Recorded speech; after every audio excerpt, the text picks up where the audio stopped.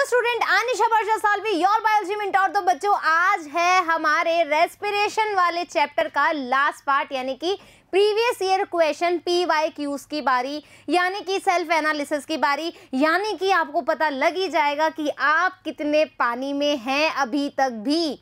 यदि बच्चों जो क्वेश्चन नहीं आता है, घबराना नहीं है, टॉपिक वापस से हम पढ़ सकते हैं। ऐसा तो है नहीं कि हम नहीं पढ़ सकते, बट मैं ये चाहती हूँ कि जितना हो सके ना, कंटेंट को वन टाइम में ही कंप्लीट करने की कोशिश करो। दोबारा जाने की बात ही ना है। इतना अच्छा तुम्हारा जो कंसेप्ट है वो क्लियर होना चाहिए, राइट। बट फिर भी इन केस हो जाता है कई बार, तो घबराना नहीं है, हमें दुखी नहीं होना है, हमें उस चीज़ को ओवरकम करना है, जो भी ये गलतियों से सीखते हैं, है कि नहीं। चलिए तो फटाफट से देखिए फर्स्ट क्वेश्चन है conversion of glucose to glucose 6 phosphate. क्या कर रहे हैं हम? कर रहे हैं ग्लूकोज को ग्लूकोज 6 फॉस्फेट में यदि मैं बदलूं तो कौन सा एंजाइम हमें चाहिए बच्चों?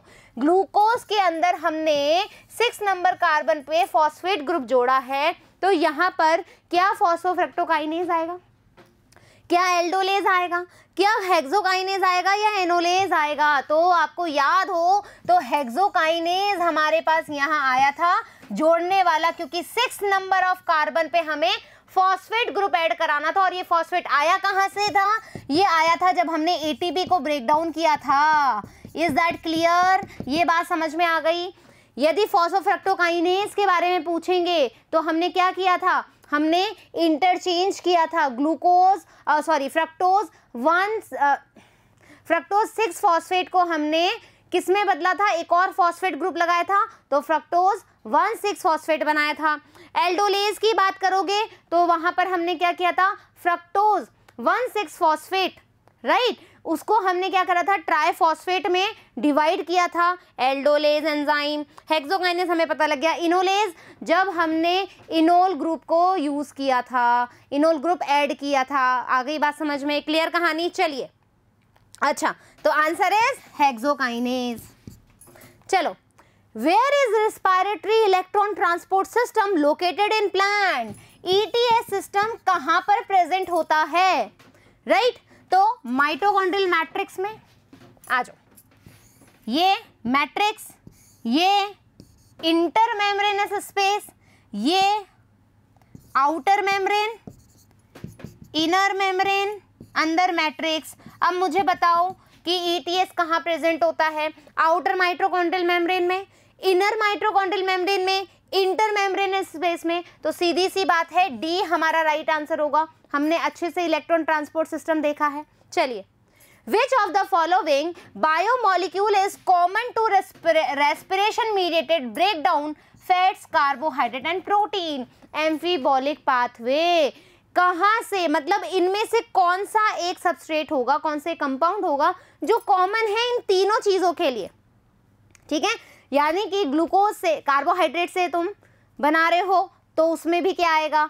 फैट से तुम बना रहे हो तो उसमें भी तुम्हें क्या मिलेगा? प्रोटीन से बना रहे हो तो भी क्या मिलेगा?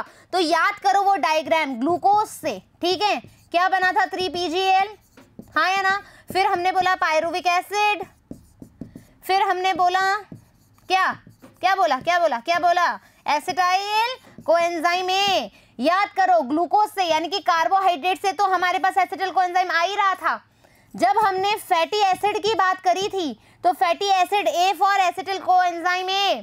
प्रोटीन की बात करी थी तो amino acid acetyl coenzyme A। तो कॉमन क्या हो गया? Acetyl coenzyme A। I hope no any doubt here.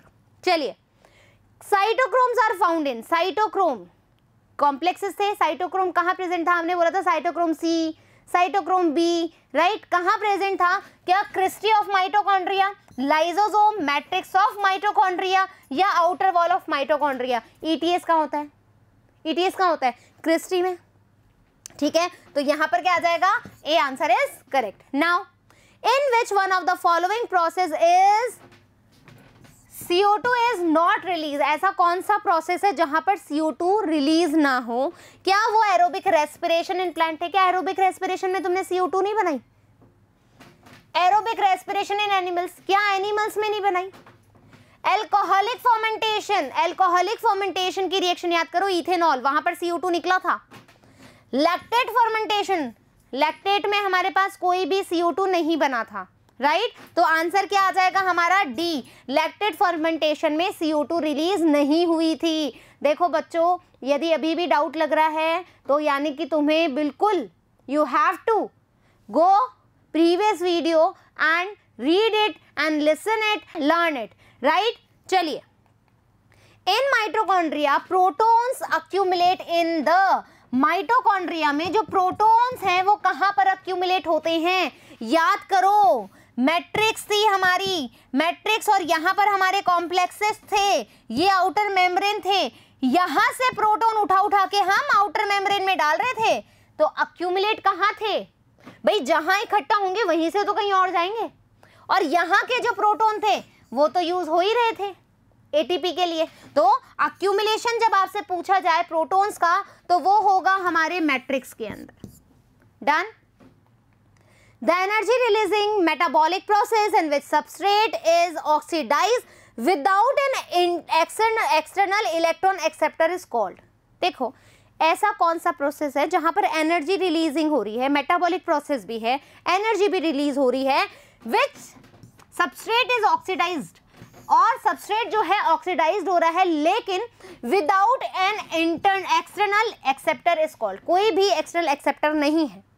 तो याद करो, फर्मेंटेशन प्रोसेस है वो एक एंडरगोनिक रिएक्शन वाला है, ठीक है, वहां पर बाहर से कोई भी एक्सेप्टर नहीं आता, तो आंसर आ जाएगा हमारा fermentation. Done. The overall goal of glycolysis, Krebs cycle and the electron transport chain is the formation of, मतलब ये जो सारे प्रोसेस है क्यों किए जा रहे हो, ग्लाइकोलिसिस क्यों किया, Krebs साइकिल क्यों किया, इलेक्ट्रॉन ट्रांसपोर्ट सिस्टम क्यों किया, क्या जरूरत थी, क्या जरूरत थी, हाँ भाई थी मैम, हमें क्या, हमें ATP is one large oxidation reaction हमें करनी थी, क्या शुगर हमें बनाना था, क्या न्यूक्लिक एसिड हमें बनाना था, या हमें ATP small step wise units में जाना था। तो ATP को हमने क्या करना था, एक स्मॉल स्टेप वाइज यूनिट्स में हमें लेकर के आना था। तो answer is ATP in small step wise unit. हमें ATP बनाना स्टेप वाइज क्यों, glycolysis, linking reaction, Krebs cycle, then ETS, step wise हो रहा है, ATP का निर्माण हो रहा है। नहीं तो हमने, ऐसा तो नहीं कि हमने एक साथ ही एक बहुत बड़े सिस्टम में जाकर के ATP को बना लिया, ऐसा तो नहीं था। तो answer is D. Now, during which stages complete oxidation of glucose, complete oxidation glucose है, are the greatest number of ATP molecule formed from ADP। ऐसा कौन सा कंप्लीट ऑक्सीडेशन प्रोसेस है जिसमें हमने बहुत सारे मात्रा में greatest number of ATP molecule from ADP, क्या वो ग्लाइकोलिसिस में हुआ था? ग्लाइकोलिसिस में कितना बना था, 2 ATP बना था और 2 NADH2 बना था, हाँ या ना, ठीक है। Krebs साइकिल में टोटल हमने बनाए थे, वैसे तो यदि मैं ग्लाइकोलिसिस और लिंकिंग रिएक्शन की बात करूं तो हमारा टोटल आ रहा था, रुको, 2 ATP, 3 और 3 6 है ना, और इधर आ रहा था 8 और 6, यानी कि अपना आ रहा था टोटल 14 ATP, है ना। ग्लाइकोलिसिस और लिंकिंग रिएक्शन को मिलाकर के अपने पास 14 ATP आ रहे थे और 24 ATP हमें आ रहे थे Krebs साइकिल के अंदर। तो सबसे ज्यादा कहां पर हुआ ATP का फॉर्मेशन? सीधी सी बात है, Krebs साइकिल के अंदर, हाँ है ना, सीधी सी बात है ना, Krebs साइकिल के अंदर हुआ। Now the number of substrate level phosphorylation in 1 turn of citric acid cycle, याद करो मैंने आपको 2-3 बार बताया है, substrate level phosphorylation citric acid में हमने कहाँ पाया था, ठीक है, यहाँ पर हमने बोला एसिटाइल कोएंजाइम ए, फिर हमारे पास सिट्रेट बना था, फिर आइसोसिट्रेट बना था, अल्फा कीटो ग्लूटारेट बना था, सक्सिनाइल कोएंजाइम बना था, सक्सिनेट बना था, फिर हमारा फ्यूमरेट बना था, मैलेट बना था और OAA बन गया था। ये हमारा सिट्रिक एसिड साइकिल है। हालांकि आपको अब समझ में आ गया होगा, याद हो गया होगा। तो इस वाली स्टेज पे हमने बनाया था GDP से GTP, राइट, और ये किसके इक्विवेलेंट था, ATP के इक्विवेलेंट था। तो कितना हुआ, कितना आया, 1 बनाया, 1 टन पूछा है, देखो क्वेश्चन भी अच्छे से देखो बच्चों, 1 टन में कितना बना, 1 बना, राइट। चलिए how many ATP molecules are produced by aerobic oxidation of one molecule of glucose. एक ग्लूकोज को बनाने के लिए जब आपने एरोबिक रेस्पिरेशन करवाया तो कितना, सॉरी एरोबिक ऑक्सीडेशन करवाया तो कितना एटीपी मॉलिक्यूल निकला? क्या 2 निकला, 4 निकला, 38 निकला, 34। तो याद करो हमने टोटल कितना बनाया था? 38। एरोबिक ऑक्सीडेशन बोल रहा है, ठीक है, 38 आएगा आंसर। चलो, साइटोक्रोम इज, साइटोक्रोम कहाँ पर प्रेजेंट होते हैं या साइटोक्रोम है क्या? ठीक है, मेटेलोफ्लेवोप्रोटीन है? बिल्कुल भी नहीं। आयरन कंटेनिंग पोरफायरिन पिगमेंट होते हैं साइटोक्रोम्स। क्या होते हैं? हमारे आयरन कंटेनिंग पोरफायरिन पिगमेंट्स होते हैं। ग्लाइकोप्रोटीन नहीं होते, मैट्रिक्स में नहीं होते। आंसर आ जाएगा बी। डन। चलिए, apparatus of measure rate of respiration and RQ is। याद करो जब हमने RQ वैल्यू देखी थी तो उससे पहले फर्स्ट स्लाइड पे हमने नाम देखा था, तो मैंने कहा था कि इंपॉर्टेंट है बच्चों, याद कर लेना, ठीक है। तो वहां पर लिखा हुआ था कि किसके द्वारा हम RQ को मेजर करते हैं, तो सीधा सीधा आंसर आ जाएगा रेस्पायरोमीटर, ठीक है। रेस्पायरोमीटर से हम RQ वैल्यू देखते हैं। डन। तो answer is C. Now EMP can produce a total of, जो हमारा EMP पाथवे है उससे कितने मॉलिक्यूल ऑफ एनर्जी निकलती है? तो आंसर आएगा 8 ATP, right. RQ is ratio of, RQ किसका रेशो है? क्या CO2 produce to substrate consume, CO2 produce हो रही है और सबस्ट्रेट कंज्यूम्ड हो रहा है, या CO2 प्रोड्यूस हो रही है O2 कंज्यूम्ड हो रहा है, ऑक्सीजन कंज्यूम्ड हो रही है वाटर प्रोड्यूस हो रहा है, या oxygen consumed to CO2 produce. मतलब आप कैसे लिखते हो RQ को? तो RQ को हम कैसे लिखते हैं बच्चों? हम लिखते हैं CO2 प्रोड्यूस्ड या इवॉल्व्ड और O2 कंज्यूम्ड, राइट। तो क्या आंसर आ जाएगा? CO2 produced to O2 consumed is a right answer. B is correct answer. Now RQ इज, RQ क्या है? तो सीधा सीधा आंसर है C. Any doubt? Now, which enzyme helps in transfer of phosphate group from ATP to carbohydrate? कौन सा enzyme help करता है फॉस्फेट ग्रुप को अटैच कराने में ATP टू कार्बोहाइड्रेट? तो कौन सा एंजाइम है? सीधा आएगा फॉस्फेटेज, एटीपेज, फॉस्फोराइलेज या कैटालाइज। आंसर आ जाएगा phosphatase enzyme. Now the crucial event of aerobic respiration are, aerobic respiration में सबसे क्रूशियल स्टेप क्या है? The complete oxidation of pyruvate by stepwise removal of all hydrogen atom leaving the 3 molecule of CO2। क्या ये है? The passing on the electrons removed as a part of the hydrogen atom to molecule O2 which simultaneous synthesis of ATP। यहाँ पर बोल रहा है कि देखो एरोबिक रेस्पिरेशन है तो कंप्लीट ऑक्सीडेशन होगा, किससे होगा? पाइरुवेट से। कितना हमें रिमूवल होगा हाइड्रोजन का और कितने मॉलिक्यूल हमें CO2 मिलेंगे? The passing on the electron, electron को भी तो पास कराते हैं एरोबिक रेस्पिरेशन में। इलेक्ट्रॉन में हम इलेक्ट्रॉन को तो पास कराते हैं इलेक्ट्रॉन ट्रांसपोर्ट सिस्टम में, और क्या करते हैं? ATP का सिंथेसिस करते हैं। यानी कि both A and B, none of this,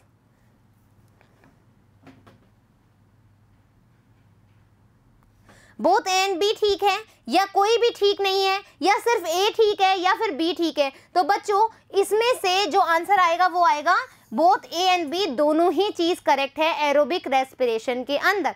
now which statement is wrong for Krebs cycle? हमें देखना है कि क्रेब्स साइकिल के लिए कौन सा स्टेटमेंट करेक्ट नहीं है, रॉन्ग है। There is one point the cycle where FAD plus is reduced to FADH2। Krebs cycle में जब हम अभी बताया था जस्ट सक्सिनाइल को वो सक्सिनेट से फ्यूमरेट बनाते हैं या मेलेट बनाते हैं तो हमारे पास क्या आता है? हमारे पास आता है FAD से FADH+2, ठीक है। During conversion of succinyl coenzyme to succinic acid a molecule of GTP synthesized. The cycle start with condensation of acetyl group with pyruvic acid to yield citric acid. There are 3 points in the cycle where NAD plus reduced to NADH plus H plus। क्या बोला? देखो पहली वाली line जो सही है बिल्कुल, क्योंकि एक ऐसा पॉइंट होता है साइकिल में जहां पर आपको FADH2 मिलता है, तो यानी कि फर्स्ट इज करेक्ट। सेकंड देखें, during conversion of succinyl coenzyme A, succinyl coenzyme से तुम सक्सिनेट एसिड या सक्सिनिक एसिड बनाते हो तो क्या तुम्हारे पास एक GTP आता है? बिल्कुल सही है, right. The cycle start with condensation of acetyl group. ठीक है, हमने क्या किया था, पायरुविक एसिड से एसिटाइल कोएंजाइम, ठीक है, कोएंजाइम ए, राइट, फिर यहाँ पर कंडेंसेशन किया था और OAA के साथ में मिलकर के क्या बनाया था, सिट्रेट बनाया था। यहां पर क्या बोल रहा है, the cycle start with condensation of acetyl group. ठीक है, विद पायरुविक एसिड, क्या पायरुविक एसिड के साथ इसने कंडेंसेशन किया था, बिल्कुल भी नहीं, इसने तो ऑक्सैलो एसिटिक एसिड के साथ कंडेंसेशन किया था, राइट, तब जाकर के हमें सिट्रिक एसिड मिला था। तो that means this point is wrong. There are 3 points in the cycle, जहां पर हमें 3 ऐसे पॉइंट्स थे जहां पर हमें NaDH2 मिला था। दैट मींस जो क्रैब साइकिल के लिए रॉन्ग स्टेटमेंट है वो है सी।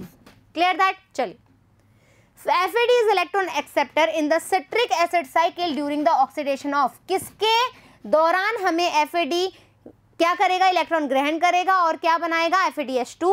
तो यहाँ पर आ जाएगा malic acid to oxaloacetic, तब बनेगा succinic acid to malic acid, citric acid to alpha ketoglutaric acid, alpha ketoglutaric acid to succinic acid, oxaloacetic acid to citric acid. तो याद करो, अभी जस्ट पहले बताया था कि जब हम FAD से FADH2 बनाते हैं तो सक्सीनेट से हम फ्यूमरेट बनाते हैं, लेकिन कई बार क्या देता है, फ्यूमरेट को नहीं देता क्योंकि वो इंटरमीडिएट रिएक्शन होती है। तो यदि आपके पास ये आ जाए कि सक्सीनेट एसिड से मैलेट बना रहा है तो वो भी करेक्ट आंसर है। तो आंसर आ जाएगा succinic acid to malic acid, जहां पर हमें FAD मिलता है। डन? Clear that? आ जाओ। Pyruvic acid, the key product of glycolysis, can have many metabolic fates under aerobic condition it forms. क्या बनता है, पायरुविक एसिड जो है की प्रोडक्ट है हमारे ग्लाइकोलिसिस का, तो क्या क्या होगा, क्या लैक्टिक एसिड बनेगा। ठीक है, हमसे पूछ रहा है एरोबिक कंडीशन, ये ध्यान रखेंगे। ठीक है, तो लैक्टिक एसिड तो एनारोबिक में आता है। CO2 प्लस H2 ऐसा भी नहीं है, acetyl coenzyme plus CO2, ethanol plus CO2, देखो ये तो बिल्कुल भी नहीं होगा और ये तो बिल्कुल भी नहीं होगा और ये तो होता ही नहीं है। तो आंसर क्या आ जाएगा हमारा, acetyl coenzyme plus CO2। Done? चलिए, which of this statement is incorrect, कौन सा स्टेटमेंट है यहाँ पर जो इनकरेक्ट है। Enzyme of TCA cycle are present in mitochondrial matrix, glycolysis occurs in cytosol, glycolysis operate as long as it is supplied with NAD that can pick up hydrogen atom. Oxidative phosphorylation take place in outer mitochondrial membrane.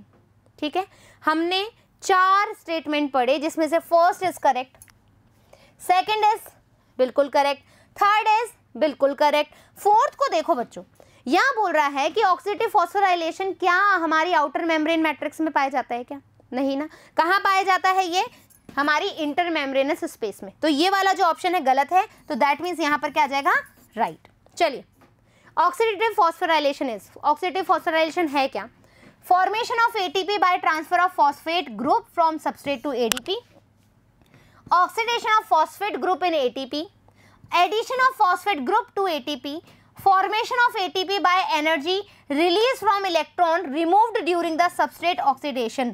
तो answer आ जाएगा हमारा D, correct, ये हम देख चुके हैं। आ जाओ, the chemiosmotic coupling hypothesis of oxidative phosphorylation process that adenosine triphosphate is formed because, क्यों बनता है ATP, क्या, a proton gradient forms across the inner mitochondrial membrane, क्या प्रोटोन ग्रेडियंट बनता है, हर चीज के बारे में बात करिए बच्चों।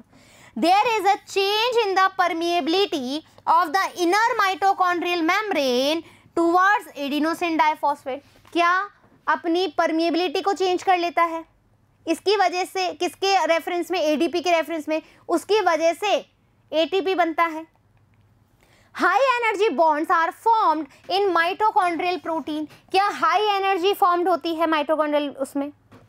ADP is pumped out of the matrix into the intermembranous spaces, इस वजह से होता है।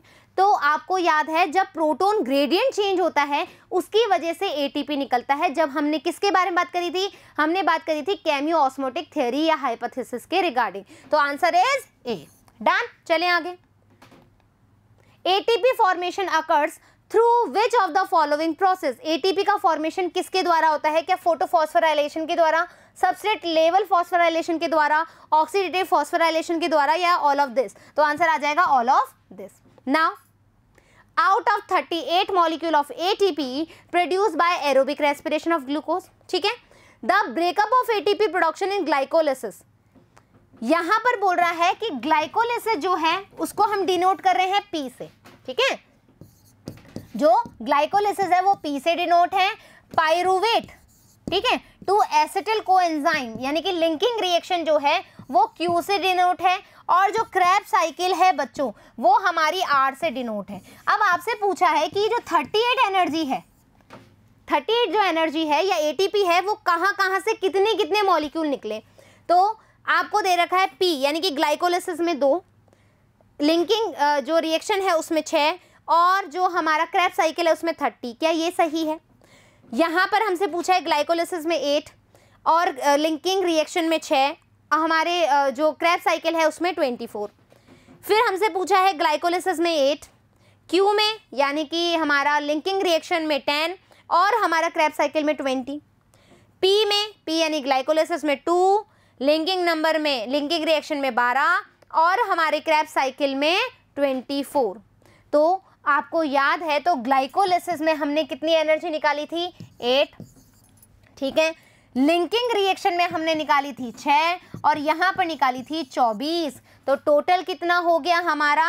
38. Is that clear? तो ये होगा हमारा B is correct. Now assertion क्या है? Respiratory pathway is considered as an amphibolic pathway. ये बोला गया है. क्या रीजन दिया है ये बात बोलने का? कि it involves both anabolism and catabolism. हमने बोला कि भाई फलाना पाथवे जो है वो एम्फीबॉलिक है क्योंकि उसमें कैटाबॉलिज्म भी हो रही है और एनाबॉलिज्म भी हो रही है, ठीक है. तो हमने बताना है क्या कौन सी चीज सही है कौन सी चीज गलत है. तो हमसे पूछा है both assertion and reason are true and reason is the correct explanation of assertion. क्या ये जो बात कही गई है उसके लिए जो रीजन दिया गया है वो करेक्ट है? ये बोला गया है. Both assertion reason are true, दोनों चीज सही है बट जो रीजन है वो करेक्ट नहीं है जो ये बात बोली गई है. क्या ये ठीक है? Assertion is true but reason is false. Assertion बिल्कुल सही है लेकिन रीजन गलत है. Both assertion reason are false, दोनों ही गलत है, लाइन ही गलत है. तो बच्चों हमसे बोला गया है कि रेस्पिरेटरी पाथवेज एम्फीबॉलिक है क्योंकि इसमें कैटाबॉलिज्म एनाबॉलिज्म दोनों ही होते हैं. तो आंसर ए इज बिल्कुल करेक्ट. ऑप्शन ए इज बिल्कुल करेक्ट. असर्शन क्या है? Respiratory pathway is an amphibolic pathway. Respiratory pathway जो है एम्फीबॉलिक पाथवे. क्या रीजन दिया गया है? In respiration there is breakdown of many substance, बहुत सारी सब्सटेंसेस का ब्रेकडाउन होता है and synthesis of many substances, anabolism by respiratory intermediates. तो both assertion and reason are true and reason is correct explanation to assertion. दोनों ही चीज सही है और रीजन बिल्कुल एक्सप्लेन कर रहा है. Both assertion and reason are true, but reason is not the correct explanation of assertion. मतलब दोनों ठीक है लेकिन reason इससे मैच नहीं कर रहा. Assertion is true but reason are false. जो reason is false, sorry. Assertion true है लेकिन जो reason है वो गलत है. यहाँ पर दोनों ही गलत है. तो आपको पता है कि दोनों ही चीज़ सही है, assertion भी और reason भी. तो आंसर क्या आ जाएगा? A. दोनों क्वेश्चन बहुत रेलिवेंट है बट स्टेटमेंट अलग है. तो इस तरीके से हमने क्या देखा बच्चों? इस तरीके से आज हमने इसके क्वेश्चन आंसर कर दिए. किस तरह के क्वेश्चंस आते हैं, कैसे आंसर करना है, सारी चीज़ें क्लियर. फिर मिलेंगे हम न्यू चैप्टर के साथ. जब तक थैंक यू, कीप लर्निंग.